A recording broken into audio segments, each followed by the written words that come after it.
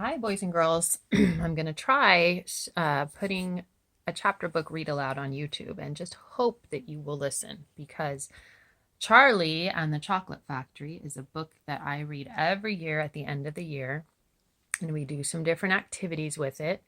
And we watch the movie on the last day of school. So I know we can't do all that now, but I still would love for you to enjoy the story. This is a pretty famous book. The author is Roald Dahl. He's the one who wrote The Magic Finger, which I read to you earlier in the year. He's also written many other books like James and the Giant Peach and some other ones too that are really good. So this, I hope you enjoy. I hope you just listen. Maybe you can just play the video while you're doing something else. You can draw just like we did in the classroom. So, because it's a really great story. And then when you watch the movie, you'll already kind of have the story in your mind. Maybe you've seen the movie. If you have not, I want to ask that you don't watch it until after I read the book to you or after you listen to the book. And there's two versions of the movie. The old version is from the 1970s or 80s, and the newer version, I think, was in early 2000s. I will just say, in my humble opinion, that the first version is much better. And I never really liked the second version very much, but you could watch them both and you could compare and contrast. But I want you to hear and enjoy the story first of Charlie and the Chocolate Factory.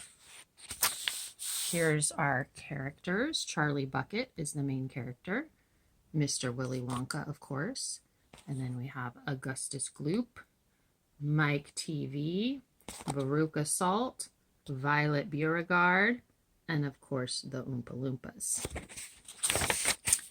And this book was published originally in 1973, which is before I was even born. And then this version was in 1995. So I hope you enjoy Charlie and the Chocolate Factory. And here's a little introduction to the characters. There are 5 children in this book. Augustus Gloop, a greedy boy. Veruca Salt, a girl who is spoiled by her parents. Violet Beauregard, a girl who chews gum all day. Mike TV, a boy who does nothing but watch television. And Charlie Bucket, the hero. Chapter 1, Here Comes Charlie. Why, that's blurry all of a sudden.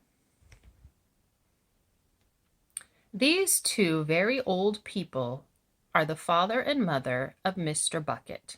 Their names are Grandpa Joe and Grandma Josephine. And these 2 very old people are the father and mother of Mrs. Bucket. Their names are Grandpa George and Grandma Georgina. This is Mr. Bucket. This is Mrs. Bucket. Mr. and Mrs. Bucket have a small boy whose name is Charlie Bucket. This is Charlie. How do you do? And how do you do? And how do you do again? He is pleased to meet you. The whole of this family, the 6 grown-ups, count them, and little Charlie Bucket live together in a small wooden house on the edge of a great town. The house wasn't nearly large enough for so many people, and life was extremely uncomfortable for them all. There were only 2 rooms in the place altogether, and there was only 1 bed. The bed was given to the 4 old grandparents because they were so old and tired. They were so tired they never got out of it. Grandpa Joe and Grandma Georgina and Grandma Josephine on this side, Grandpa George and Grandma Georgina on this side. Mr. and Mrs. Bucket and little Charlie Bucket slept in the other room upon mattresses on the floor. In the summertime, this wasn't too bad, but in the winter, freezing cold drafts blew across the floor all night, and it was awful. There wasn't any question of them being able to buy a better house, or even one more bed to sleep in. They were far too poor for that. Mr. Bucket was the only person in the family with a job. He worked in a toothpaste factory, where he sat all day long at a bench and screwed the little caps onto the tops of the tubes of toothpaste after the tubes had been filled. but a toothpaste cap screwer is never paid very much money, and poor Mr. Bucket, however hard he worked and however fast he screwed on the caps, was never able to make enough money to buy 1/2 of the things that so large a family needed. There wasn't even enough money to buy proper food for them all. The only meals they could afford were bread and butter for breakfast, boiled potatoes and cabbage for lunch, and cabbage soup for dinner. Sundays were a bit better. They all looked forward to Sundays because then, although they had exactly the same, everyone was allowed a second helping. The Buckets, of course, did not starve, but every one of them, the 2 old grandfathers, the 2 old grandmothers, Charlie's father, Charlie's mother, and especially little Charlie himself, went about from morning till night with a horrible, empty feeling in their tummies. Charlie felt it worst of all, and although his father and mother often went without their own share of lunch or supper so that they could give it to him, it still wasn't nearly enough for a growing boy. He desperately wanted something more filling and satisfying than cabbage and cabbage soup. The one thing he longed for more than anything else was chocolate. Walking to school in the mornings, Charlie could see great slabs of chocolate piled up high in the shop windows, and he would stop and stare and press his nose against the glass, his mouth watering like mad. Many times a day he would see other children taking bars of creamy chocolate out of their pockets, munching on them greedily, and that, of course, was pure torture. Only once every year on his birthday did Charlie Bucket ever get to taste a bit of chocolate. The whole family saved up their money for that special occasion, and when the great day arrived, Charlie was always presented with one small chocolate bar to eat all by himself. And each time he received it on those marvelous birthday mornings, he would place it carefully in a small wooden box that he owned and treasure it as though it were a bar of solid gold. And for the next few days he would allow himself only to look at it, but never to touch it.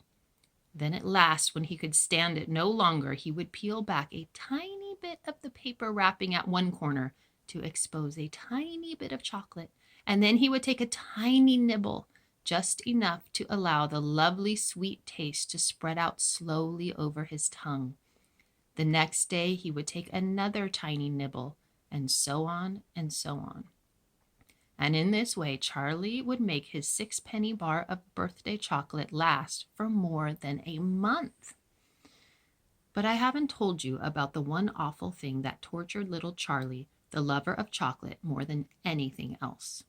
This thing for him was far, far worse than seeing slabs of chocolate in the shop windows or watching other children munching bars of creamy chocolate right in front of him.